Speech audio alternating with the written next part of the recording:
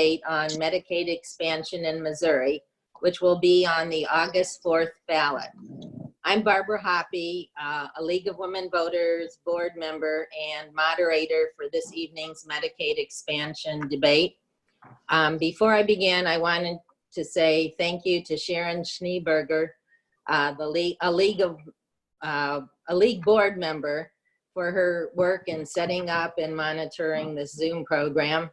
I also wanted to thank Carol Schreiber and Marie Scala for setting up the speakers and publicizing the forum and working on this issue.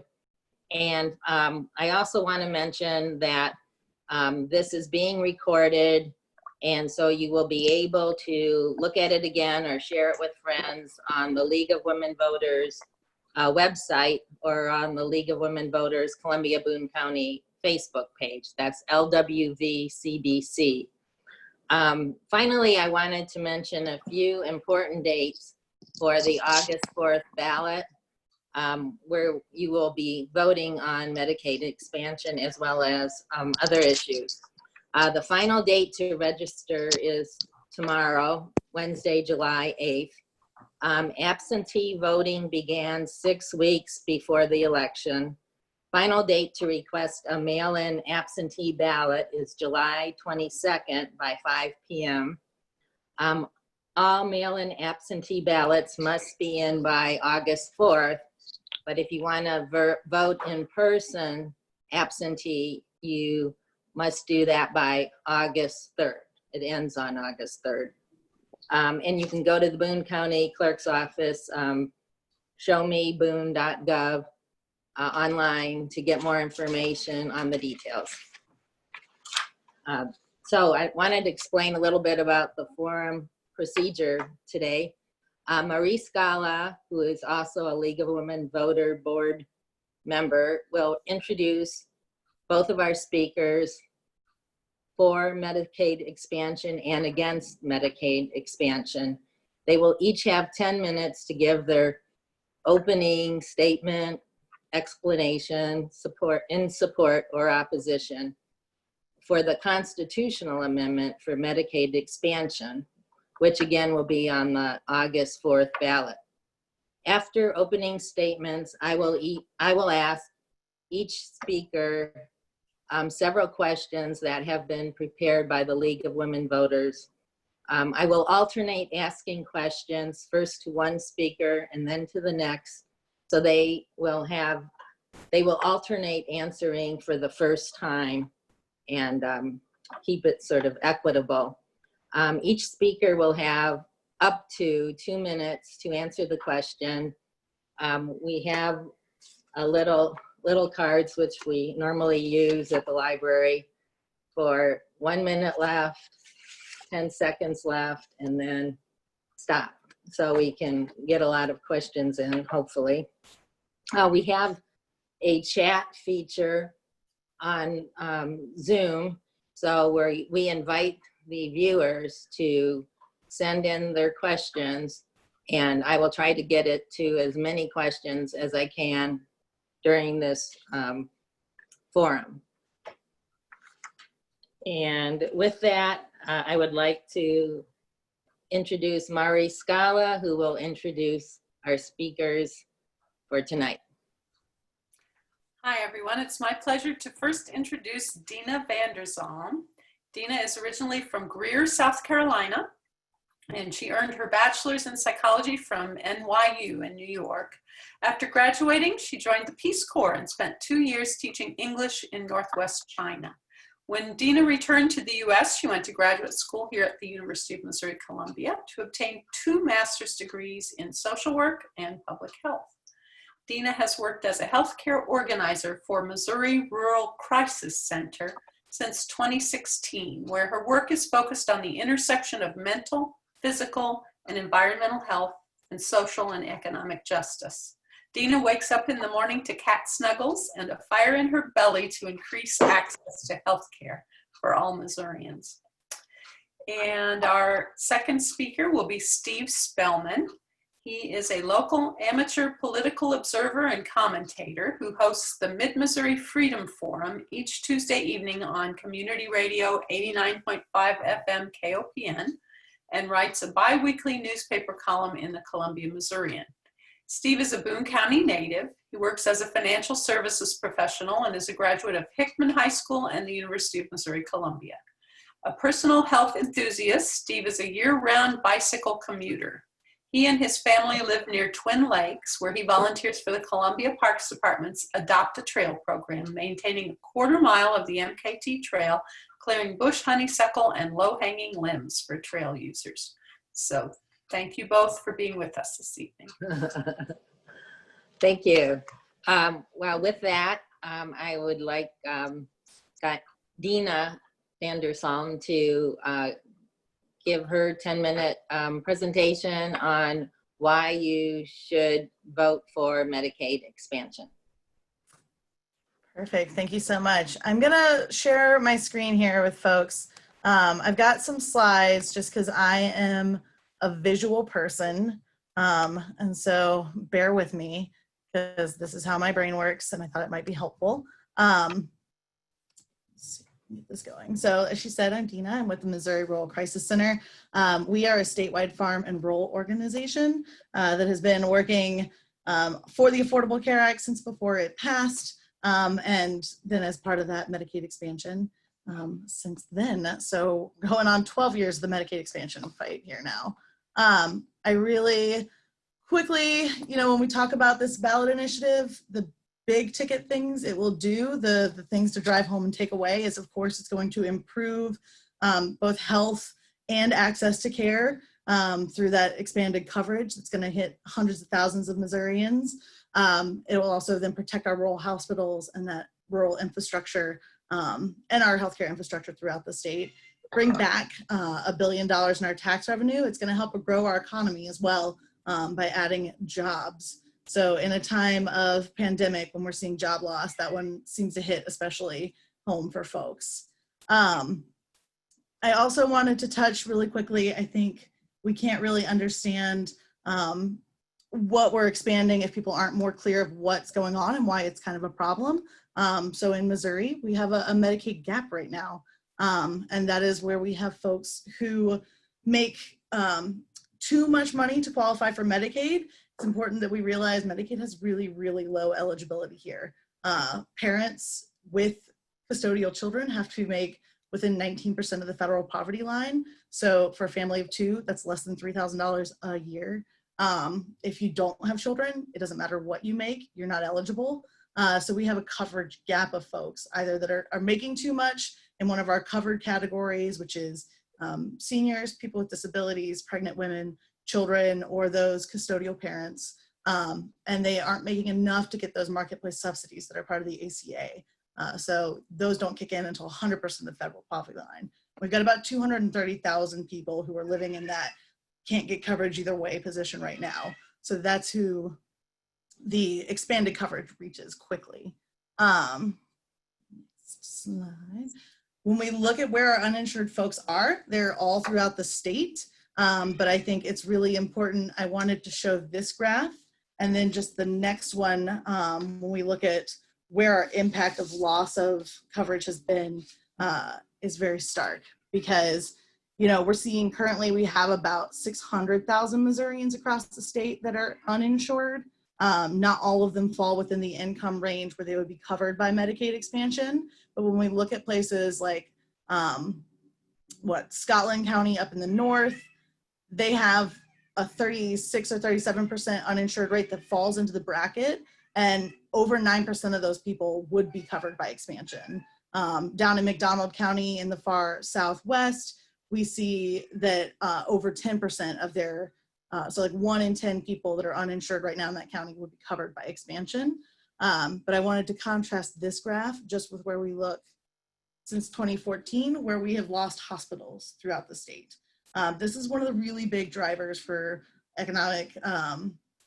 for pushing for expansion for people across our coalition, but especially for people like the Hospital Association and our doctors and healthcare providers, because we've lost, the 15 number I feel is a little deceptive.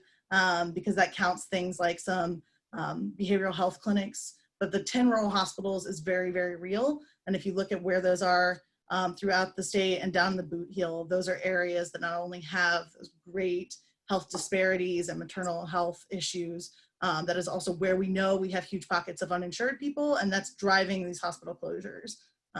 They are having to see patients for emergency care because they're the last resort, and they are absorbing that uncompensated care on these razor thin margins. And that's what's really been dooming a lot of our rural hospitals and clinics open. The ones that are staying open are parsing back services to keep the doors open.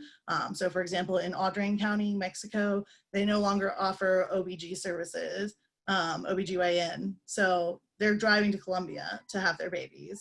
Down in the boot heel, where we've lost several hospitals, people are driving to Tennessee to have their babies. And in an emergency situation like that, timing is very, very important. So we want to expand Medicaid to have more people covered. We're not hitting those hard losses with the uninsured folks. And then we can start rebuilding the infrastructure that we've lost. Like I said, so specifically, we're going up to 133% of the federal poverty line with Amendment 2 here. And that's not huge. So that is somebody making only $18,000 a year. These are hardworking folks working a lot of part-time jobs, often multiple jobs. The people we see that this would reach a lot of people in service industry, hospitality things, restaurants and hotels, maintenance and landscaping, construction, or people who are caregivers. Often people like nurses' aides even fall into these gaps here. So these are predominantly working folks that just can't get the coverage right now. As it was mentioned before, it is a constitutional amendment, not a statutory one. I look forward to questions about that later. And we are proud to say that it'll bring back $1 billion in our federal taxes. So these are dollars that we have paid out that are going to other states. And it's time Missouri brought those home. A big part of that money comes in from our 90% match rate. So Medicaid is a state and federal match program. And Missouri right now is about a 60-40 split. So the federal government pays 60% of the bill, Missouri's footing 40%. When we switch to a 90-10, especially when you look at who we cover right now, those costly populations, seniors in their long-term care, and our people with disabilities who have more chronic conditions, those are more expensive to pay for, obviously. So as we switch to the different match rate and transition those into an expansion group, we see a lot of cost savings immediately coming in from that. So like, of course there is a cost of expansion, but when you look at even that offset, the savings are a net win already. And then, you know, we are Missouri, the show me state, and we want it to be proven to us. So we've waited. 37 other states, as of Oklahoma's vote last week, plus DC, so some people count that as 38, have already expanded Medicaid. These are not states that all look radically different from us. Arkansas, Louisiana, and with Oklahoma's vote, actually 6 of Missouri's 8 border states now have expanded. So we've waited and seen, and we have not only the improved health outcome, but also those budgetary wins in those states to look to and look forward to see what we might expect here. And I think the notable thing for us here is 37 states have done this. No one has chosen to undo it. Even often when folks have run on I promise I oppose Medicaid expansion, I'll undo it. It doesn't actually happen because it's a win for not only health, but our banks at the end of the day here. The jobs I'd mentioned earlier, I know I don't have very many more minutes. I'm sorry, I'm talking fast. You have about 2. So we said it was gonna grow, you know, 16,000 jobs a year. And that's hard to believe right now in a time where we're seeing unemployment, but it will help immediately with the protecting of those frontline jobs at places like those hospitals and clinics. We've been seeing healthcare workers cut even during this pandemic, so it helps shore up that funding there to make sure that they can keep their jobs. And then it creates these new jobs. And that's what's really exciting for us, especially working with rural populations, is that these are, as you can see, almost 64% of them are outside of the St. Louis and Kansas City area. And they are good jobs. 9 out of 10 of them are paying at least $15 an hour. So those are living wage jobs, helping folks support their families. And they are not all in healthcare industry. So often people think, they're assuming these are new nurses or doctors, but it's everything, right? So if that clinic is getting paid now to see a Medicaid patient, they're getting the reimbursement, they can hire a bookkeeper to help them out. They can hire a janitor to come in a couple nights a week and help clean up. They're sending the laundry off to a local laundromat. So it's, nearly 80% of those jobs are not actually healthcare specific. And that's going to be sort of like an all ships rising sort of situation as we continue to see that growth. And I should mention these numbers come from Missouri Foundation for Health study that was released just in June. So that is our most recent updates. I want to stop there just because I know folks have a lot to go on there. So I have more if people want to jump in, but I'll hop out now and turn the. Great, that was perfect timing. We're just right on the 10-minute mark. So thank you, Dina. And now we'll hear from Steve Spellman speaking against Medicaid expansion. Well, great. Thanks for the invitation. Appreciate that presentation. Very professionally done. Hope you guys aren't scraping the bottom of the barrel with me over here. I represent myself, just observations that I've had. I don't represent a group, so I'm not putting words in anybody's mouth. But I do appreciate the league's efforts in this regard with really any election, whether it's candidates or a ballot measure. You're always on it. And, really respected in the community, I think, in that regard. So appreciate the invitation to be back here. So what we have here is to go back in time a little bit. The Affordable Care Act was passed a number of years ago. It had a number of provisions and 900 plus pages of legislation. Part of it was Medicaid expansion. Trying to refresh my memory, I saw where there was kind of some carrot and stick incentives as far as states and so forth to adopt parts of this. Part of it was kind of the stick for a while, where you have to expand or we're going to pull back funds, and that worked out. And now it became the optional piece that Dina was explaining there. A number of states have chosen to opt into this. Missouri has not.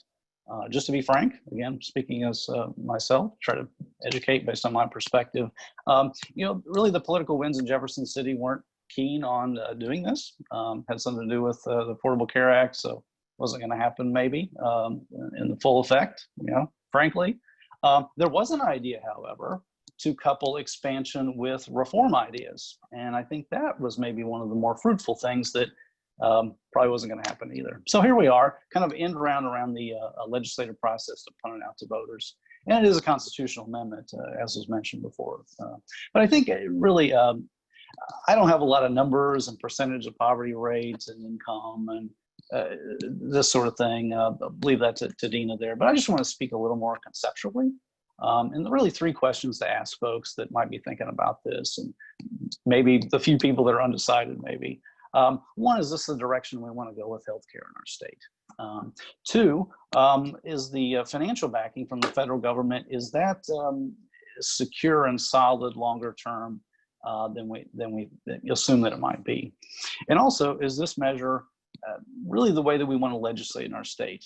Going to a constitutional amendment with some, a detailed program linking to a federal program. So one, again, conceptually, the idea of this is the direction we want to go in our state. Medicaid, Medicare, and like programs are necessarily bureaucratic programs. They're complicated to understand for the patient. Doctors have a lot of issues with the billing and the procedures and so forth, and really puts a wedge between the doctor and patient relationship. We seem to be told that, that's the only way we can imagine to help poor working Missourians. But I just want to take a minute to say that there is a better way. There's a number of different ideas, to help folks of all sorts, of all income levels, to have affordable and efficient care. One of these is trying to take the cue from some employer plans that really have kind of, partnered with making sure that people have catastrophic care, okay? Making sure that people have access to routine care, because that's good risk management, and prevent emergencies and so forth. But then in the middle, kind of allow people to have kind of ownership of their own health and their own health care. And that's the way of having a health savings account. And you think, well, poor folks, they can't afford to put into that. Well, there are ideas from other states, whether that's employers putting into a health savings account. I've had that at an employer before. That's a really neat incentive. But also government can put into that fund so that people can pay for out-of-pocket expenses. Again, that's a different model. It's worked in other places. But this measure really kind of adds to more of the same of a big kind of program that way. It's mentioned that in the time of the coronavirus, that, people having lapses in care because they have lapses in employment. And that's a problem. And really stepping back from this, I want to see, this is me speaking personally, I'd like to see health care insurance be separated from your employment or from government.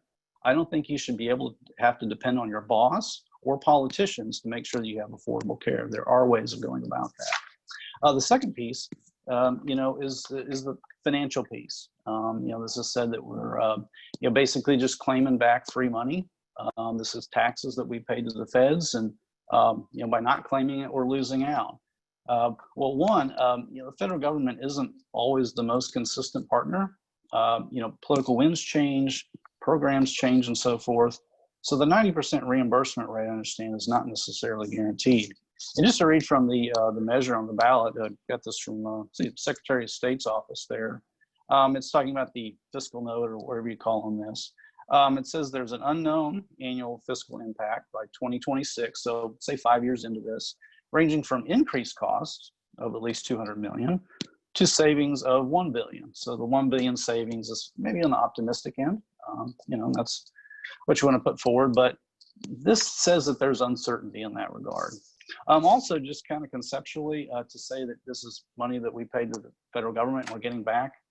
Well, consistently, the federal government borrows about 40 cents of every dollar it spends. I mean, this year's off the charts different. But really, this isn't kind of money that we pay to the federal government. This is money that we didn't pay and that the federal government doesn't have. And so they'll spend money they don't have. They'll borrow it. They'll do what's called printing money, causes inflation and increased consumer prices, which turns around and hurts some of the folks that we're trying to target with this program on the ballot for you. And thirdly, is this the way we want to legislate? States can opt into this. The legislature, I know there's frustration from advocates that that didn't get done, that there was kind of a brick wall, frankly. And, the contentiousness in our political sector, whether it's in the state or federal government, it can be discouraging. But the legislative process, that's there for a reason.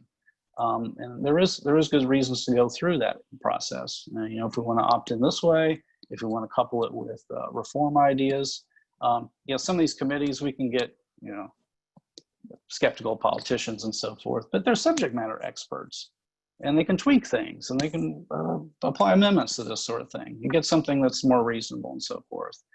This is basically advocates that got frustrated with that, wrote their own thing. And basically the measure is to make sure to get the maximum people enrolled and also the maximum federal reimbursement without really having any further limits. And putting in the Constitution, this is a trend that we've seen with other issues where, we don't want the legislature to be able to tweak stuff. We want, these sort of things hard-coded in there. And I'll tell you personally, that is a conceptual thing that I think is important to understand. I personally had this quandary a couple of years ago with the medical marijuana measure. I supported that issue. I think it's good. Some of the limits, maybe it's too limiting, but that's what they had to do, put on the ballot. I respect Dan Beats and so forth to put that on there. But many in the Constitution with these type of details, Constitution's for high level sort of things, how we elect judges, extending voting rights to everybody regardless of gender, basic fundamental things, not having detailed legislation or marrying ourselves to part of a 900-page federal bill. I think that's maybe just has some concerns that way. 10 minutes is short, by the way. She's right. So just in summary, we'll leave some other stuff for the Q&A there, but I do appreciate this discussion, and the political rhetoric out there can get pointed and disrespectful. And, those looking for political blood sport tonight, I'm afraid you're going to be disappointed. I'm looking for a really just, cognitive discussion of these issues. There are different visions that we have for our state, and that's okay. And we can talk civilly. That's what we do in a democracy. That's okay. You can agree or disagree. Your mind might already be made up. And frankly, most people probably are. If you like the Affordable Care Act and expanding, federal government, state government's role in the medical sector, you probably like this regardless of the details. Okay. And if you're out there and you think, oh, Obamacare is bad, well, you're probably going to vote no. I mean, that's the deal. And I don't know how many people are undecided, but I think there's some thinking people out there. And, maybe this is some food for thought. It might not convince you, but I think hearing from two sides of it, even if I'm at a information disadvantage, because I know Dina's works on these things professionally and so forth. But again, appreciate the discussion and the league's hosting, and look forward to some of the Q&A. Should be fun. Thank you, Steve. And finished very close, 30 seconds left, so thank you. Okay, the first question, which, well, I'll direct to Steve, and then Dina will have an opportunity to answer it also, is if Missouri will receive $9 of federal funds for every dollar Missouri spends, why is Medicaid expansion not a good idea or not a good idea to help Missourians with their health care needs, especially at this time when so many people are unemployed or underemployed, and they are without health insurance, and they are also facing increasing health issues and costs with COVID-19. Right. Yeah, that's a common concern. I'm concerned about that as well.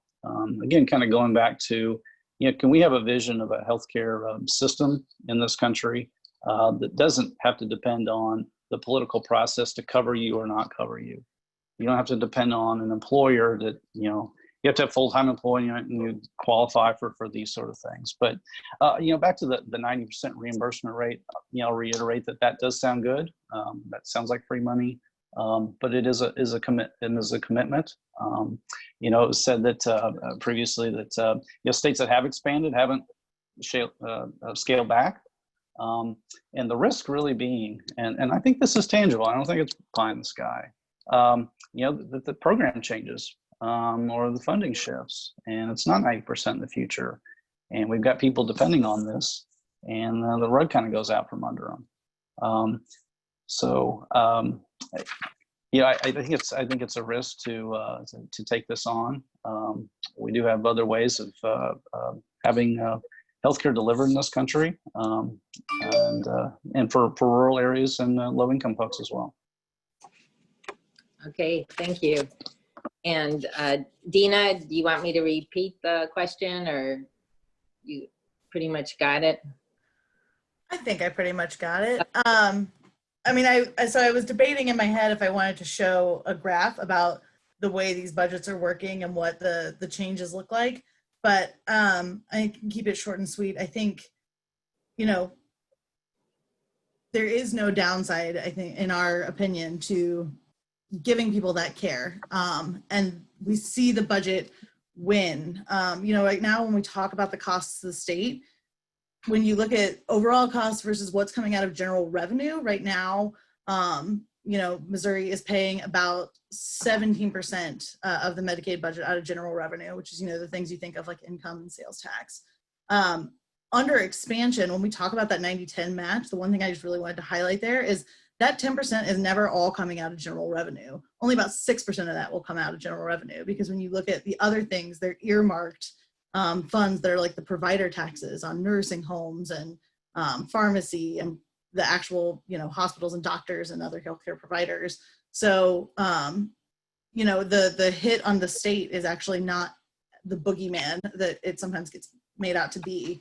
And when you look at the cost savings, not only of like providing access to healthcare for people, what that does for our health force, people who are healthy go to work, they miss less work, they miss less school. They are better economic drivers in our business areas. That's why we have such support from the business community even. And then, when we look at the mental health supports that people get, and facing the opioid crisis, things like this, of when this anxiety and depression that people are under, worried about healthcare costs, you see real dollar savings, even of like dollars spent versus dollars saved on those healthcare situations. So there is no budgetary argument where I don't think that 90-10 match is wonderfully in our favor and something we really need to take advantage of. Thank you. Oops, timer went off. Okay, this next question is first for Dina and then for Steve. And I know you've touched on this a little bit, but I wanted to give you an opportunity to focus on it and highlight it. How will this specifically affect Missourians who don't presently have health care? And what would these Missourians do without Medicaid expansion? That is a great question. I mean, it is a life-changing thing to go from having no insurance to having access to insurance in a healthcare system where insurance equals access. We have seen that over and over. And right now, especially when we talk about who we don't cover, not covering childless adults, we force people to become so sick they qualify under disability. And I've seen that happen. Those are people I have talked to, and that is cruel. So, we make people go without heart medication and cancer medication and diabetes medication until they are so chronically ill that they'll never go back into the workforce. So it is literally a life-saving thing that we can do. And I think it's really important to talk about, these are hardworking people, right? So there's a lot of myths of an undeserving person, but this is family farmers who don't have an employer to offer them employee insurance. And Steve, I think we wholeheartely agree that working away from a system where people are so tied by their jobs, especially we see in a pandemic, it is a disaster waiting to happen. But these are veterans, these are everyday folks. So it's a huge difference to these people. And we also know the cost of not covering people is actual lives. So it was estimated when we first started these big fights pushing hard in like 2014, that about 700 Missourians were dying a year because they weren't accessing healthcare through what would be covered under Medicaid expansion. So we have now waited, 7-8 years. That's 5,600-ish lives. If 700 is the ballpark, there were numbers bigger and there were numbers smaller on that, those are real costs. And I think that's something I need people to really understand of like who this is covering. I'll stop now. Thank you. And Steve Spellman. All right. So I guess it's worth mentioning that the medical, industry, sector, system, or whatever, it is in the real world still. And I know that supply and demand arguments probably aren't very sexy, but we have to look at, what this measure does or doesn't do to expand the number of providers. We have a chronic lack of doctors and nurses and other medical providers in this country. We've got experienced folks retiring, don't have as many people coming on to care for them. MU's talked about, hey, there's a demand for nurses, but we can't get them trained fast enough and so forth. Since the Affordable Care Act, we have seen a good number of rural hospitals closing. So with some of these new rules, we've seen basically even less care that's available out there. And, you have fewer doctors and fewer hospitals and so forth. That does have effect on prices and affordability there.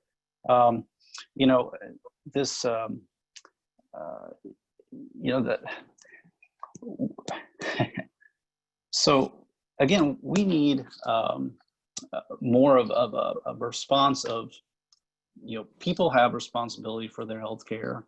We have a system that's less bureaucratic, less expensive, more efficient. A system where we don't have doctors that are retiring early, because back in the day, being a doctor and having your own practice was good. It was something they enjoyed. But I talk to more and more doctors that, whether it's Medicare or even private insurance, being more bureaucratic, well, they have to hire more and more people just to do the medical billing. And some doctors are falling out of that. And some doctors are deciding, hey, I don't want to practice anymore. I want to retire early. So really, you know, we say we're covering more people, but then where's the supply of medical providers going to come from in that regard? Okay, thank you. Thank you, Steve. The next question goes first to Steve and then to Dina. And this is, why do we need a constitutional amendment for Medicaid expansion? Yeah, I think as we've seen, you know, to reiterate from the intro and so forth, you know, amending the Constitution should be a big deal, in my opinion. You know, framework type things, how we elect judges, how we run elections, and then the details get run out by a legislature. Again, and frankly, I don't know. I've never been in a debate society, you can tell. But you know, frankly, we have a contentious environment in Jefferson City. We have majorities that aren't keen on this. They have a different vision. Maybe that's not being articulated the way it should be. But basically, you know, something to do with Affordable Care Act probably wasn't going to happen. So whether it's ideological reasons or which, you know, we don't have time to get into the underlying there. But you know, quite frankly, we have advocates that become frustrated with that process and say, well, we could put it out for you know, initiative petition or whether, you know, basically legislating through the you know, direct democracy sort of thing, and it not being a constitutional amendment. But the fear is, like other things, that the legislature would turn around and say, well, you know, we're going to change that. We're going to undo some of this. And so basically to hard code it, we use the constitutional amendment process. And like I said, I think I have a philosophical difference of opinion on that. And like I said, even on an issue that I agree with, I just don't think that's the way we should go about that. I think it becomes more contentious, more complicated. You know, the medical marijuana piece that I mentioned earlier, there's already things that advocates want to change. They want to expand it further. There's things that, well, that's kind of offshoot, that's inconsistent with state law, we should have gone back. You know, the stated measure on the ballot really isn't that complicated, but the underlying, you know, piece in the Affordable Care Act is very complicated. Thank you. And now, Dina, why do we need a constitutional amendment for Medicaid expansion? I mean, I wish we didn't. I wish we had passed this as a state through our legislative body years and years ago. It would have been the right thing to do. But we have seen over and over that a handful of folks can totally grind that process to a halt. And we've also seen that our legislators don't always respect what people pass at the ballot. We have seen with statutory things, even with constitutional attempts, but those are a little bit harder to undo. But statutory changes where people pass them with overwhelming majorities, and then the first thing they do when they get back in January is start undoing it because that's within their realm of power. So in a state where our legislature has made it clear that they are unwilling to get expansion over the line, when we put it to the people, because we know it has overwhelming support among Missourians, among business and the provider communities and advocate groups. There's a coalition, a broad coalition of over 265 groups working together behind the Yes on 2 campaign, because we know the people need it and they need it now. So our idea is we need to pass this in a way that it is protected, such that it is doing what it's intended to do. And that's why we went with the constitutional amendment. Thank you. Now at this point, let's see, I'd like to go and see if we have any chat questions from the viewers, and I have to go to separate.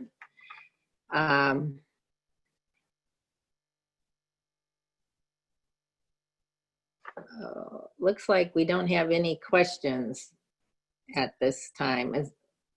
Sharon, do you see any questions? I do have one or two more questions. Good. That I can ask. Ask your questions. Okay.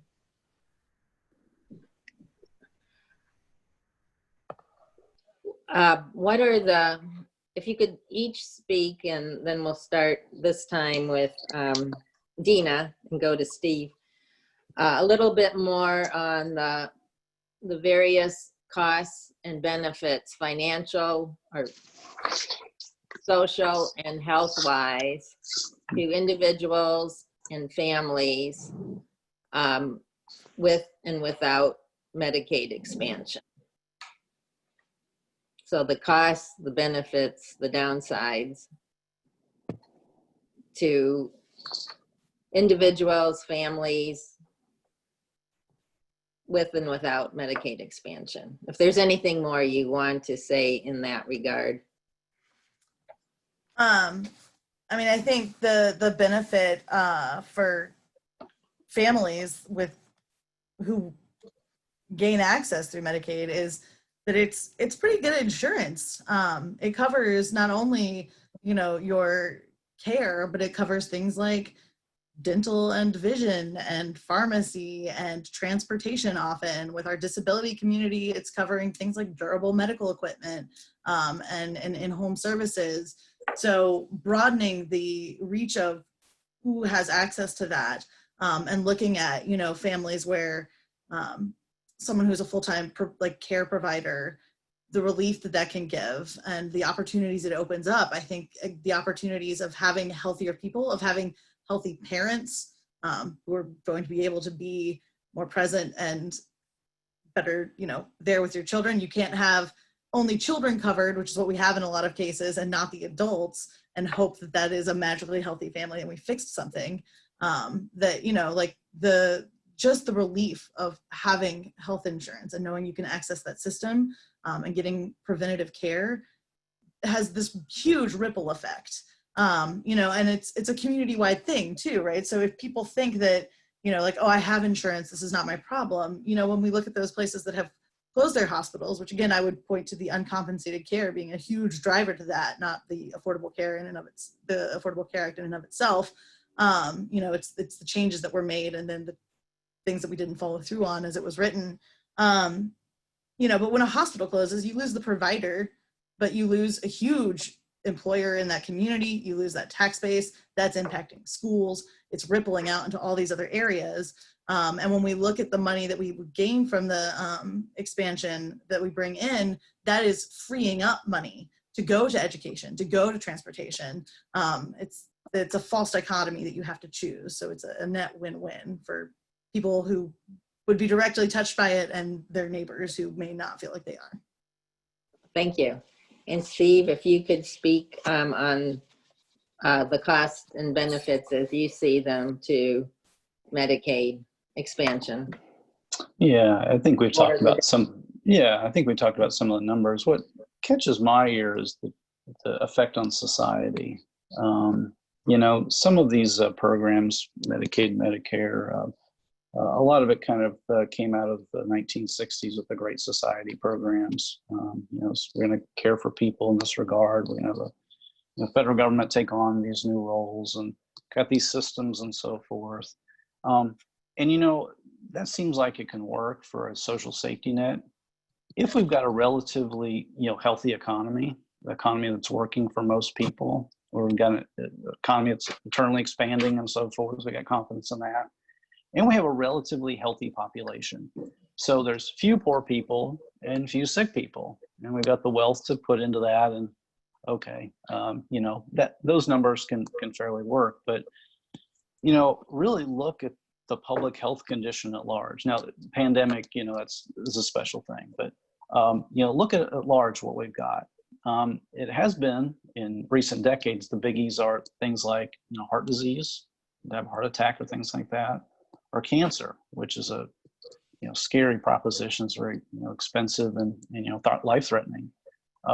What we see now are diseases of morbidity quite often, and these are chronic health conditions. You know, we have an obesity epidemic in this country. Diabetes is out of control. You know, we've got diseases of despair. You know, people get on opioids and other things, and these affect health. And we got a lot of things, and basically our whole healthcare system, whether it's government initiated or private sector insurance or whatever.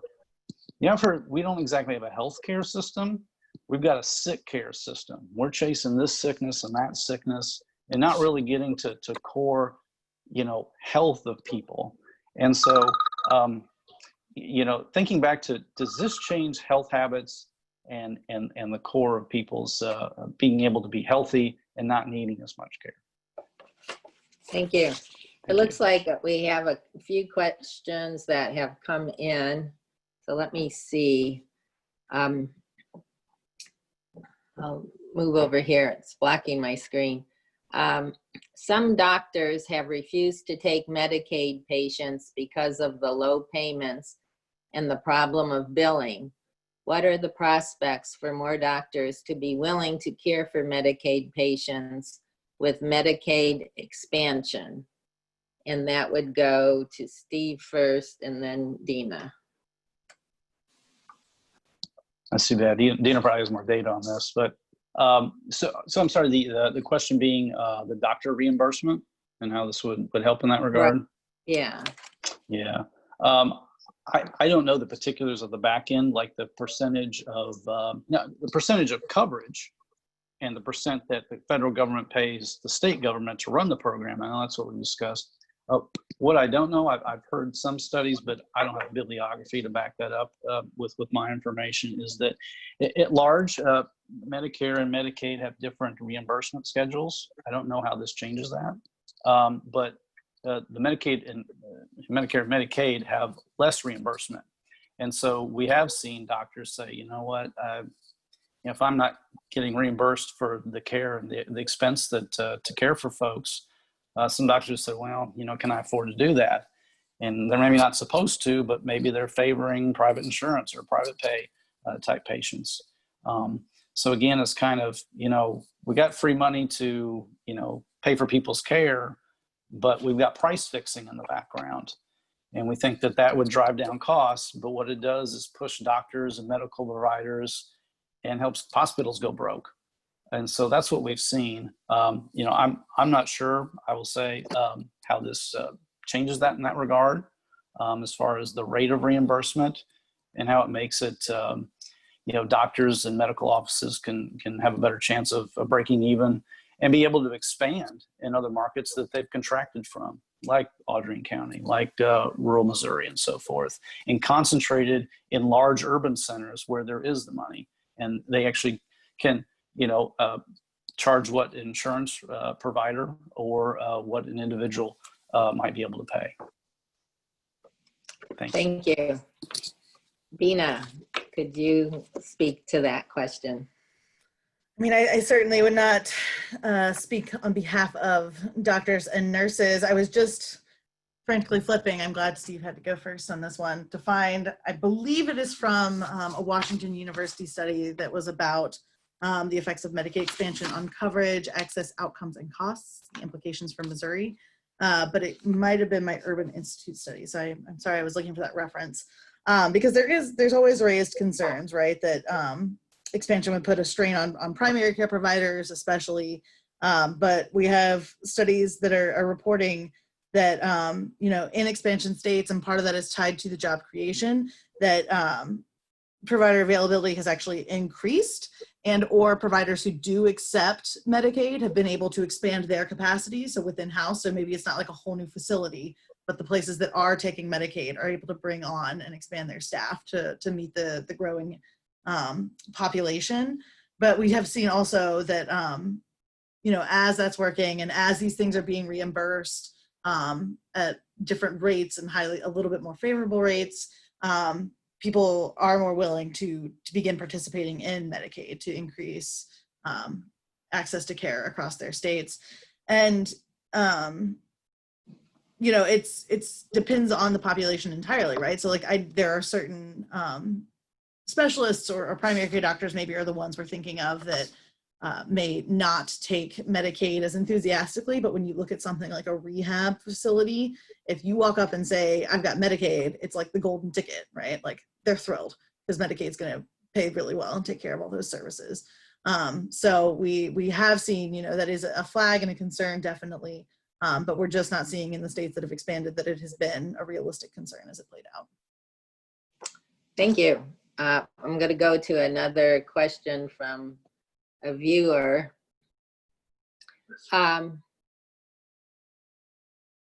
Let's see. these two, I'd say if you could, it's sort of directed to Steve, but I'll let you both speak on it. And then we have another one I want to get to, so we might get a little bit over 8 o'clock. This says, if you could, I'm going to combine these two questions. If you could propose a better healthcare system, what would you propose? And then Steve mentioned Medicaid reform versus expansion. Are you able to speak in more depth to what this might look like? So those two are sort of connected.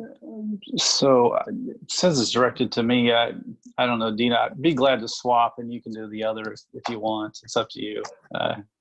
But okay. I want you to go and then I go after you. Yeah, whatever works. Does that sound good? Or if you want to, it's your prerogative. Take it away. Okay, yeah, you can do it first next time or something.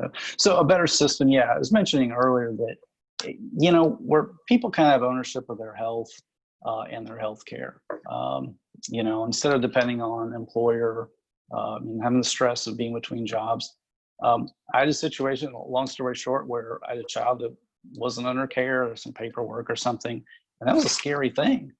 And there isn't much of a market for individual buying healthcare for an individual. If we didn't have all these systems and bureaucratic systems, other things would come about, including charity care as well, that I didn't mention. You know, a better healthcare system, when we say healthcare, I think calling it sick care, and that's not saying doctors are bad or people that care about these issues are bad, but isn't that what we're kind of doing? We're kind of chasing illness rather than getting back at, core healthy habits and so forth. You know, the pandemic situation, you know, obviously washing hands personally, that makes a difference. Not, you know, breathing on people and spitting on them, drinking out of the same cup. You know, the city council passed a thing where last night that, you know, wearing a mask has a positive effect. I can get into the controversy that was at that meeting and so forth, but basically your personal health behaviors make a difference. And, you know, with private employer plans, one I've been on and so forth at places, if you smoke, you know, they charge you more. Why? Because smoking tobacco affects your health and the claims that you might make. So, you know, Medicaid, Medicare, I don't think they look back at that. In fact, you can't even drug test somebody. They could be on heroin or something and there's no ramifications and it loses that feedback loop. Thank you. And Dina, did you want to comment or respond to that? I mean, I think the idea that I just want to reiterate, like, who we would be expanding to, right? So, like, these are people we are going to open it up to someone who earns up to $18,000 a year. And the idea or the notion that these folks have, you know, if you are living paycheck to paycheck and you are making hundreds of dollars in a month, the idea that you would ever be able to set back things for a health savings account, you know, because the car is going to break or the dog gets sick or whatever, you know, that it's just not realistic, and that there's a very real human cost to not helping these people. And it is not just their quality of life and length of life, but it is what we as the rest of society are currently absorbing as the cost, right? Like, I need to name that as well. Of, we do have a sick care system, but when we make people, the only way they can access care is through an emergency room, we're all paying for that, because that has come back on the rest of us as taxpayers to pick up that charge. So, you know, ideally there is a perfect system that we reform. I think given the realities of the world we're in right now, the best we can do for the people who need it most that makes actual economic sense is Medicaid expansion. It's a real no-brainer of helping the folks who need it and, you know, making sure that we are doing it in the most responsible way for the Missouri budget as well. Thank you. And we'll take one more question from the viewers, and then I'll give you each a minute to sum up any point you want to make, and then we'll say thank you. The last question is, have other states that expanded Medicaid been able to serve the patients who join the plan, or have they had to turn away patients?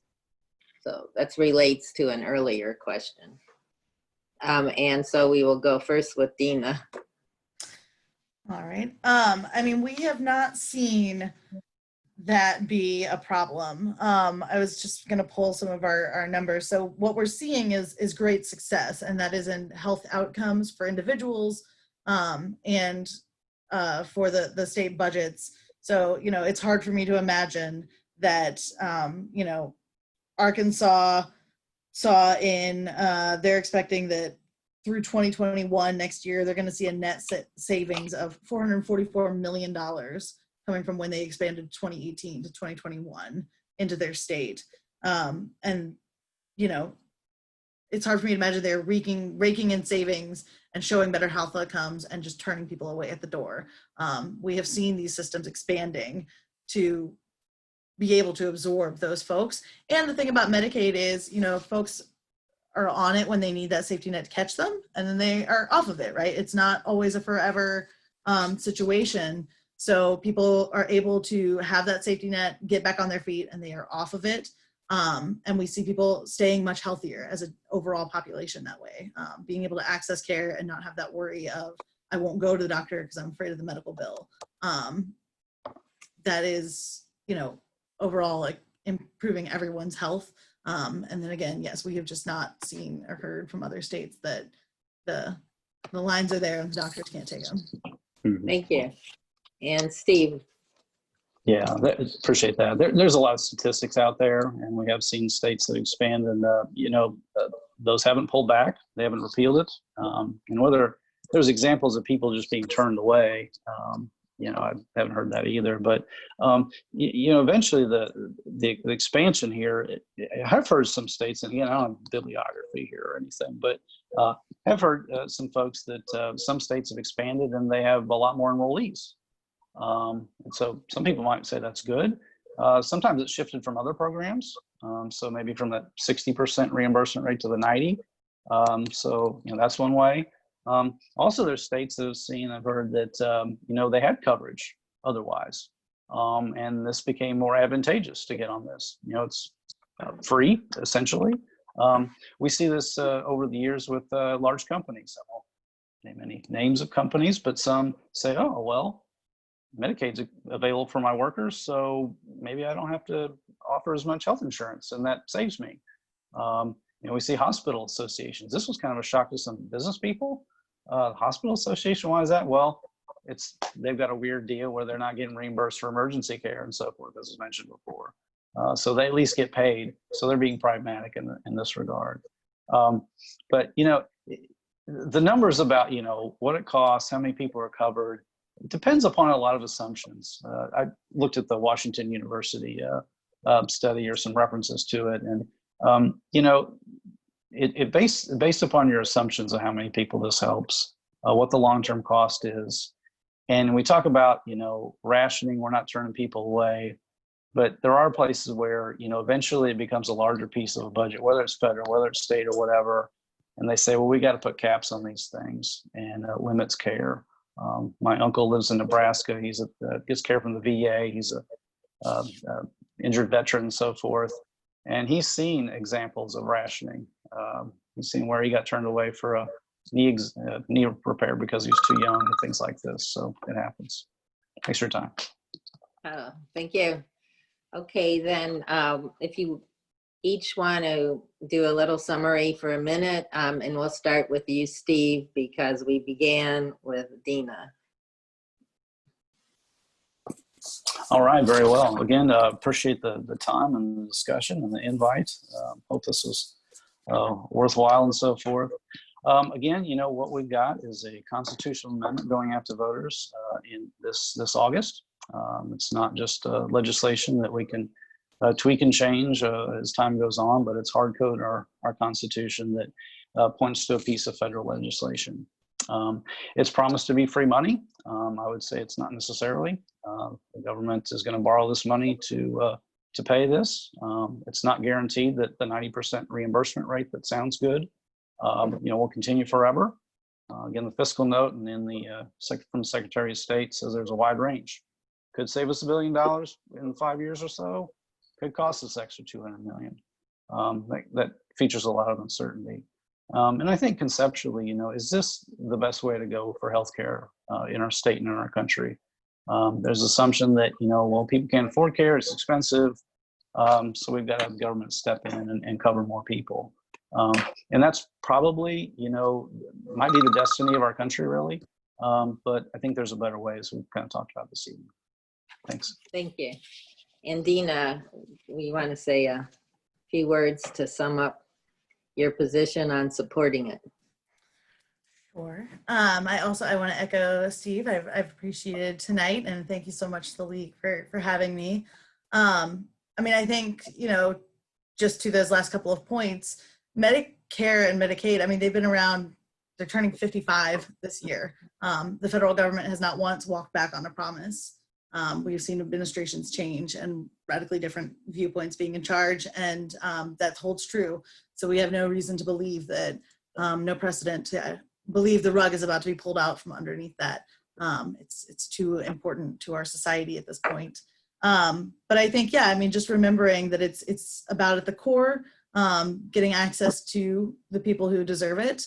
And then also keeping in mind that we need that money coming back from DC, that we've been paying it in taxes, whether that's provider taxes or individual taxes as people, and, bringing that back, freeing up the money so that we can do other things with it. We know we need the money for education, for transportation. Medicaid expansion makes sense from a lot of different angles, but we also like to say it makes dollars and cents. So we would encourage you to keep looking into it, and please vote yes on Amendment 2. Well, that concludes our debate. Thank you so much, Dina Salm from the Missouri Rural Crisis Center, and Steve Spellman, local conservative columnist. And thank you both so much for coming and sharing your information and point of view. I wanted to just point out or let people know that we have 2 more programs coming up next week. The first is Lunch and Learn on July 14th on minority health disparities, and that will be with Maury Scala and Steve Calloway at noon on Zoom. And then on July 16th on Thursday, which is a Thursday at 7 p.m., we will do a follow-up on the impact of Medicaid expansion, the human impact of Medicaid expansion, with Dr. Heidi Miller from St. Louis Regional Health Commission and Jack Cardetti, who is from the Yes on 2 campaign. And that will be, again, at 7 p.m. next week, and you can link up to Zoom to watch those. And this program is recorded again, and will be on the League of Women Voters Columbia-Boone County Facebook page and also on our website. So thank you, our speakers, thank you, Mari, and thank you, viewers, for listening in, and please vote August 4th. Thank you.